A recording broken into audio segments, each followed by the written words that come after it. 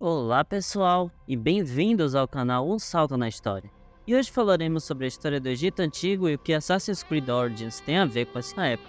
Mas antes de chegarmos no momento onde o jogo toma parte na história de uma das civilizações mais importantes da humanidade, primeiro iremos para muito tempo no passado, onde a região hoje conhecida como Egito foi ocupada por povos nômades, que montaram vários reinos e assentamentos próximos ao rio Nilo. Esses assentamentos logo se separaram em duas regiões conhecidas como o Baixo Egito, que ficava na parte norte do rio, e o Alto Egito, que ficava na parte sul. Mas como toda boa civilização que se preze, as duas partes do Egito viviam se cacetando na porrada, até que em 3100 a.C., um homem chamado Menes, ou Narmer, unificou as duas partes em um só reino, e fundou a primeira dinastia de três que viriam a sucedê-lo, pelos próximos 3 milênios. E esse período ficou conhecido como Antigo Império, onde começaram a surgir os hieróglifos, a construção das primeiras pirâmides, e manteve traços distintos em sua religião, sua língua, arte e costumes. Mas nem tudo são flores, pois agora começa o primeiro período intermediário, onde o rio Nilo simplesmente meteu o louco e começou a ter suas cheias cada vez mais vigorosas, por 150 anos. Mas pelo menos isso garantiu a estabilização do governo durante o Médio Império. Porém, dessa vez a paz durou muito menos do que o esperado, quando os Hicsos invadiram o Baixo Egito por volta de 1650 a.C. Os filhos da mãe governaram o país até um cara gente fina conhecido como Amosses expulsar os caras na base do Dânice e fundar a 18ª dinastia, além de transferir a capital de Mênfis para Tebas, começando assim o Novo Império, que marcou o auge da civilização egípcia, e também o grande avanço territorial do Império, além de que nessa época surgiram várias figuras famosas, como Ramsés I, Ramsés II, aquele mesmo das histórias de Moisés, tá ligado? Akenaton, que não curtia muito essa parada de cultuar vários deuses, e acabou fundando uma religião que cultuava apenas um deus, porém não durou muito tempo. E por último, Tutankhamon, aquele famoso faraó daquela famosa tumba amaldiçoada, que morreu jovem demais. Porém, novamente, o Egito foi invadido, e dessa vez por três povos diferentes, os núbios, os assírios e os líbios. Porém, dessa vez, o exército do faraó conseguiu tancar esses três pés no saco do império dele, o que não duraria muito tempo, pois durante a 30ª dinastia, chegou o Império Persa Aquemênida, querendo tirar satisfação com os caras. O Egito comprou a briga, só que não tancou a pressão, e se lascou, passando a ser dominado pelos persas. Se você quer saber como os egípcios poderiam ter se defendido dos persas, era só eles darem um like, se inscreverem no canal e ativar seu sininho de notificação.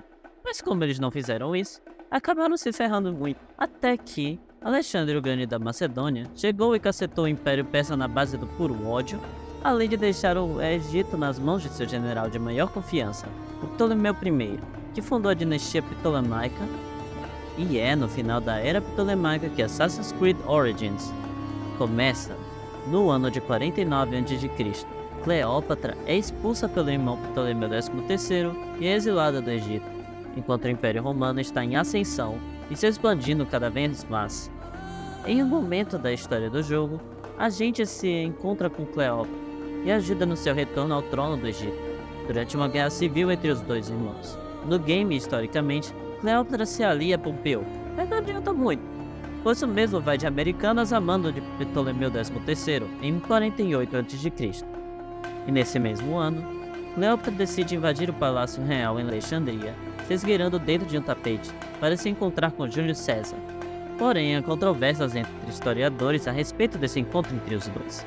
No entanto, César acaba sabendo da morte de Pompeu e fica pé da vida com isso, e acaba conhecendo a rainha pessoalmente no palácio, tendo assim uma relação meio, tá ligado? Que duraria bastante tempo, se é que vocês entendem. Mas enfim, Júlio César coloca Ptolomeu e Cleópatra perante a Assembleia de Alexandria e revela as ambições do jovem faraó, e propõe um acordo que Ptolomeu e Pótino, seu conselheiro, percebem que era mais favorável à sua irmã. E então ambos decidem encurralar os dois em Alexandria, no que ficou conhecido como Cerco a Alexandria. Resultou um ataque total à cidade, e supostamente possa ter queimado a grande biblioteca de Alexandria. No processo, Porém, o cerco termina em 47 a.C., quando Ptolomeu morre afogado na Batalha do Nilo e César sai vitorioso com Cleópatra, enfim, no trono do Egito.